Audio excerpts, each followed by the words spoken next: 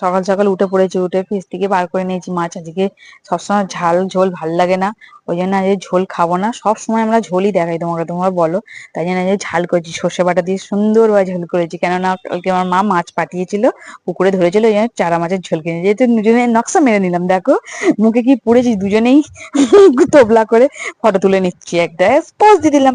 আবার আমার জেঠিমা এসে গেলে, এসেই এই দেখো থোড়ের তরকারি স্যুপ করেছে আজকে, বৌদি স্যুপ করেছে আমাদের সবাইকে দিয়ে। জেঠিমা বলছে তো খাবে না, যে না এত লোক আছে কে খাবে না, বলছে সবাই খাবে।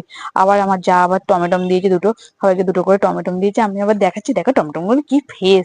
জেঠিমা বলছে খাও না, যে খাবো গো, এতজন আছে সবাই খাও, তুই চিন্তা করছো কেন। জেঠিমা খালি সবাইকে বলছে। আবার জেঠিমা রসগোল্লাও এনে দিল, ঝাল ঝোল মিষ্টি খাইয়ে দিচ্ছে, কি ব্যাপার কি জানি। তারপরে আমরা খেয়ে দিয়ে দুজনে মিলে আবার বেরিয়ে গেলাম। দেখো একটু ঘুরতে যাচ্ছেন, চলো পোডলাকে নিয়ে ঘুরতে নিয়ে চলো, বলে পোডলাকে তুলে নিয়েছে বাইকের পেছনে, নিয়ে গিয়ে ঘুরতে নিয়ে যাচ্ছে। এই দেখো আমরা খাওয়া দাওয়ার পরে বেরিয়ে পড়েছি, বেরিয়ে আবার বাসেও উঠে পড়েছি। গাড়িটা রেখে দিয়েছে শ্বশুরবাড়িতে, শ্বশুরবাড়িতে রেখে দেওয়ার পরে আমরা দুজনে গাড়ি করে চলে গেছি। দেখো জায়গাটা সবাই চিনে, কালারিং কালারিং গাড়ি দেখা যাচ্ছে, কত ভালো লাগছে, সবাই বুঝতে পেরে গেছে জায়গাটা দেখে।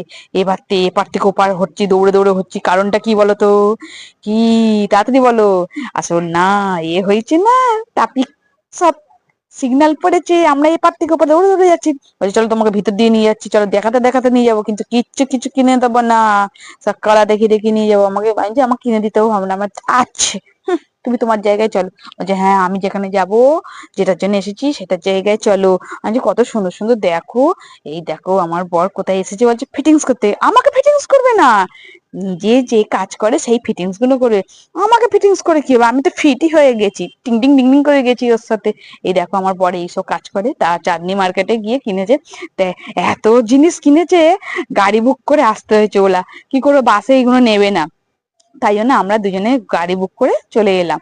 কিন্তু এত গাড়িতে টাপ টুপ হয়ে গেছে, একদম টাপ টুপ, আমরাও টিপে টাপে চলে আসছি, কি করব বলো, এগুলো তো নিয়ে আসতে হবে, ঘরের কাছে বলে নয়, পার্টির লোকের কাজ, নিয়ে আসতে হবে। চাঁদনি মার্কেটে গেছে, সব কিছু পাওয়া যায় ভালোভাবে। তারপরে গাড়িটা নিয়ে আবার চলে এলাম আকরায়। এই দেখো কি সুন্দর সাজিয়েছে ঈদের জন্য, কালকে ঈদ, ওদের খুবই ভালোভাবে সাজিয়েছে, আমাদেরও খুব ভালো লাগছে। আমাদের এখানটা সবাই মিলেমিশে চলে, কোনো অসুবিধা হয় না, খুবই ভালো লাগে, এটাই আনন্দ লাগে। দুর্গাপূজার সময় আমাদের সাজায়, ওদেরও ঈদ, ওদেরও সাজিয়েছে। আর এখানটা এলে কেউ সঠিক ভাবে যেতে পারবে না, আসতে পারবে না, কারণটা রেলগেট পড়বে আগে, রেলগেট পৌঁছাতে পৌঁছাতেই আমি বাড়ি চলে আসবো। তারপর আমাকেও আমার পর বাইক ধরিয়ে দিয়েছে, দেখো বাইকে বসে আছি, কিন্তু বাইকের উপরে আমাকেও মাল মেডিসিন ধরিয়ে দিয়েছে।